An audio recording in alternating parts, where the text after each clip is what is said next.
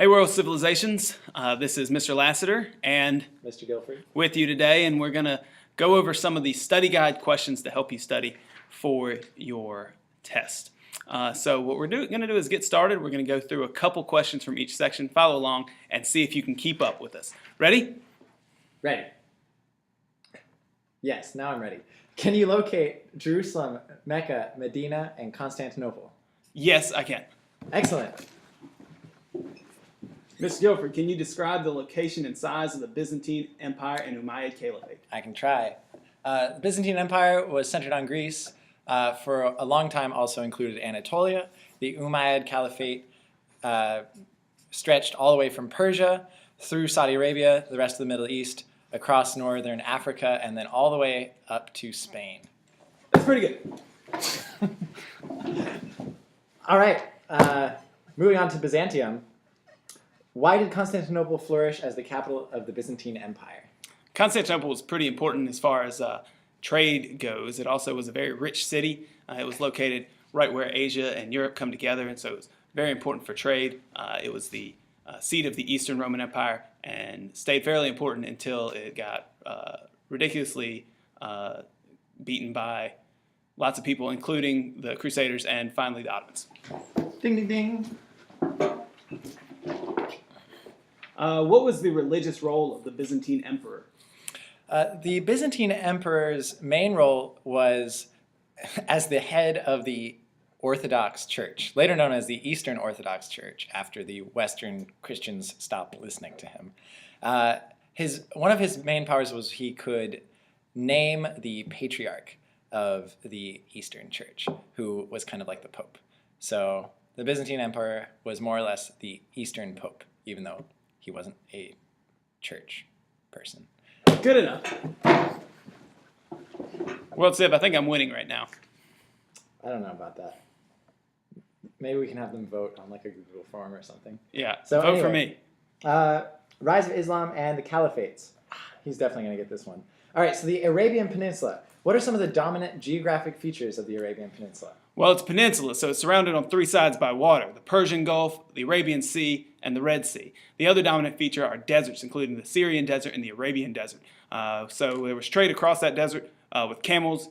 Camel saddles are very important. Traded all sorts of things with nomads. Bye. Mr. Guilford, what are nomads, and how do they help trade in Arabia? Nomads are people that do not have a fixed home. They don't live in settled areas but travel from place to place. Nomads in Arabia occupied the central deserts, and especially once camels were domesticated and were useful thanks to the militarily effective camel saddle, trade through the deserts became more feasible, and they were able to transport goods across the Arabian Peninsula. Frankincense was one of the main goods that they were able to move across the Arabian Peninsula with camels. Yes. All right. Who was Muhammad? Muhammad is the founder of Islam. He was an Arab trader in Mecca, and then he was forced out of Mecca into Medina. He received revelations, according to Islam, from God. All right. And what are the 5 pillars of Islam? First pillar, pray 5 times a day. Second pillar, give alms to the poor. Third pillar, make a pilgrimage to Mecca once in a lifetime. Fourth pillar, fast during the month of Ramadan. Fifth pillar, Mr. Guilford. Hajj? Said it. I wasn't listening. Uh-oh. Let me see. Fasting. Almsgiving. Hajj. Alms. Prayer. Prayer. Oh my God. We're choking. We're choking. We're choking, World Civ. If you can get it, look it up. Bye. What was it? All right. What were the consequences of Arab conquest in the Middle East, Africa, Spain, Persia, and India? I would say that the main consequence was the spread of Islam throughout that entire territory. There was also an amazing cultural synthesis where ideas from all of those different conquered territories were spread and shared, and also a spread of the Arabic language. So using Arabic, they could all talk about these ideas in big cities like Baghdad and Cairo.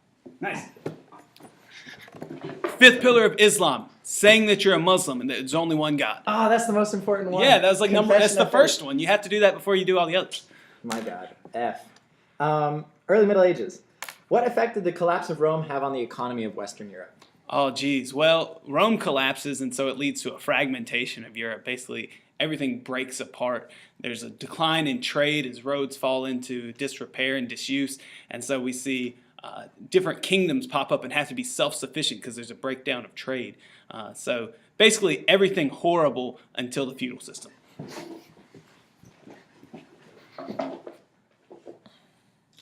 What Where are we? What happened at the Battle of Tours, and why was the battle so significant? So the Battle of Tours was a conflict between the Umayyad Caliphate, which had already conquered Spain and had crossed the Pyrenees into France. And they were hoping to conquer France and perhaps the rest of Europe in the name of the Caliphate. They were opposed by Frankish warriors led by Charles Martel. And at the Battle of Tours, the French were able to defeat the Arab army and to send them back across the Pyrenees. This is important because if the French had lost here, the rest of Europe may have been converted to Islam, and Western Christianity could have disappeared. Like Zoroastrianism. Yes.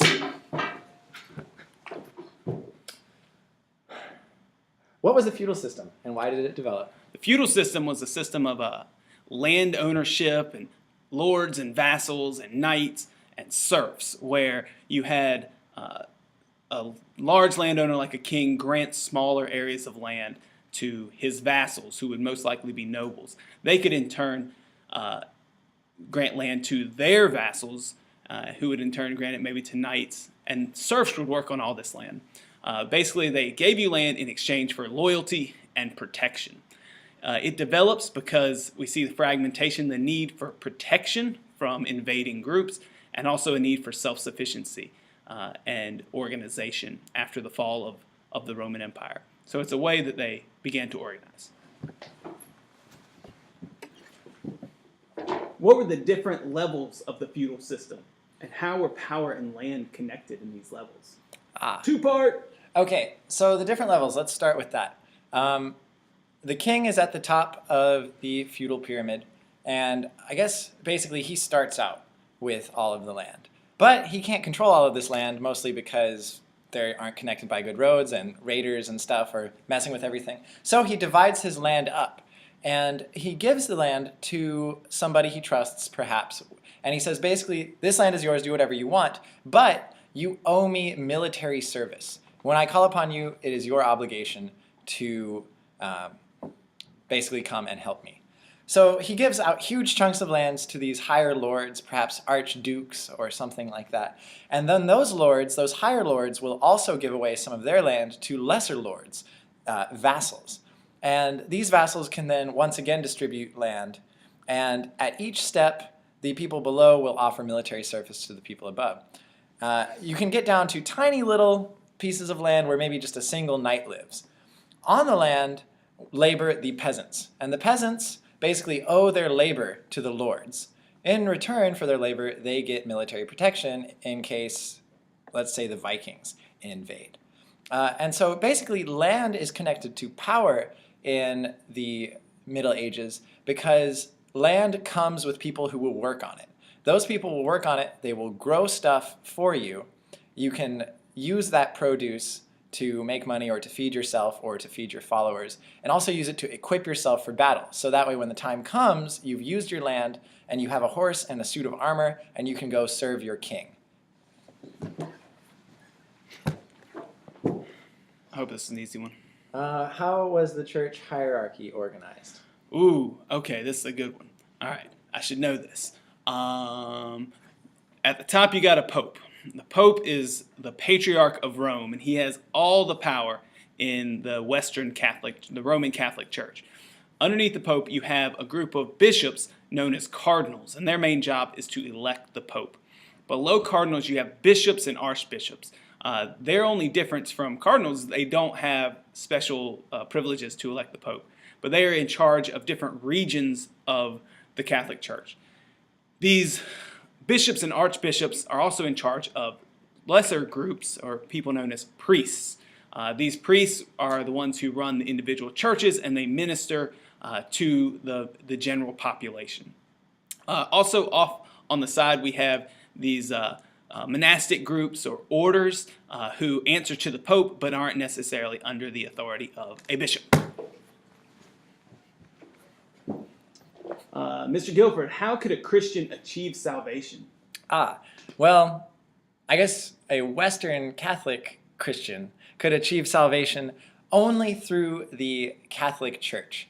And you could achieve salvation, to achieve salvation, you would need to both go through the sacraments and also perform good works. And so the 7 sacraments are, let's see, baptism, confirmation, Eucharist, holy orders, marriage, confession and penance, and last rites or anointment of the sick. Yes, and then good works could be stuff like going on pilgrimage or doing charity work or doing certain things called indulgences. Showing me up. I couldn't even think of the 5 pillars. You named 7 sacraments. That's all right. The Crusades. No. Yes, the Crusades. What was the purpose of the Crusades? Well, the Crusades were called originally by Pope Urban II in order to stop the Muslim advance, especially as they got closer and closer to conquering the Byzantine Empire. But the main goal, the main prize, was winning back the Holy Land, which consisted of the holiest sites for Christians, including all the places where Jesus was. Mr. Guilford, what were the results of these Crusades? Complex. So the first crusade actually resulted in the victory of the Western European soldiers. They captured large chunks of the Holy Land, and this included Jerusalem as well. They held on to Jerusalem for, I think, about a century until different Arabic groups united and reclaimed the Holy Land in the name of Islam. After that, the Westerners had less success until eventually they more or less just forgot about the Holy Lands and started sacking other places, like Constantinople.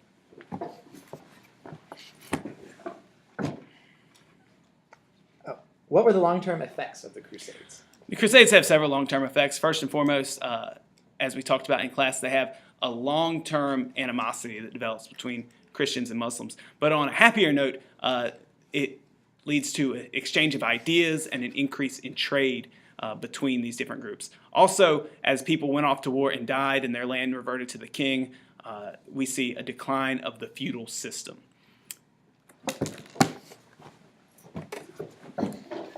What trends characterize the High Middle Ages?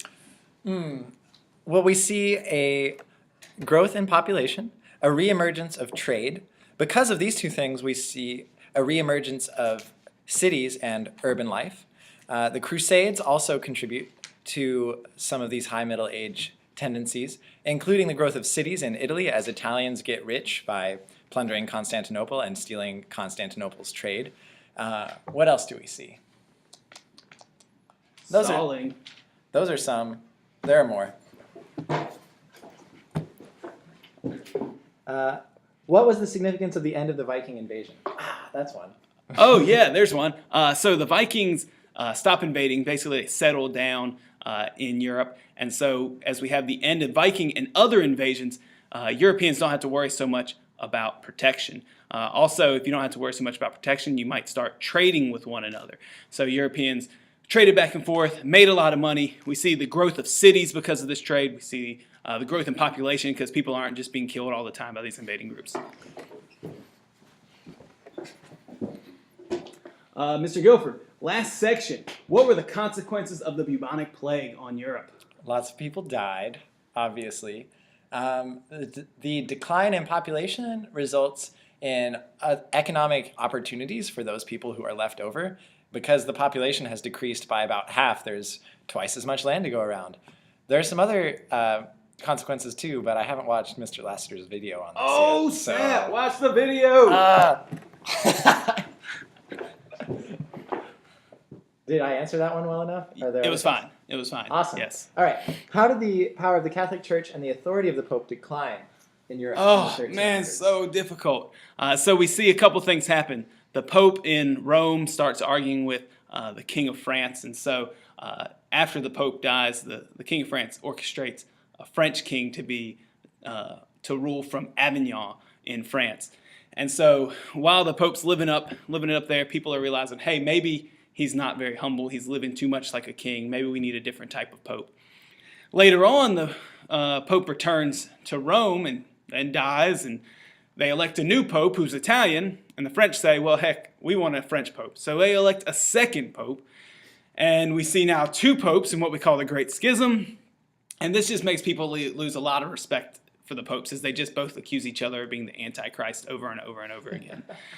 So loss of respect for the papacy then leads to people saying, hey, maybe we don't need the Pope to practice our religion. And we see different groups, different guys like Jan, not John, Jan Hus, who decide maybe we can set up a new type of Christianity. Also, we see just in general the power of the church beginning to decline. Religion's still very important to people, but nevertheless, they don't think they need the papacy quite as much. That's it. Would you like to come over here, Mr. Guilford? So that's a big portion of your study guide. We would like to know who you think won. So down in the comments, vote either Mr. Guilford or Mr. Lasseter. Have a great rest of the week, and I hope you enjoyed this study guide review. There are plenty more questions, though, so complete it. Yeah, good luck. See you guys.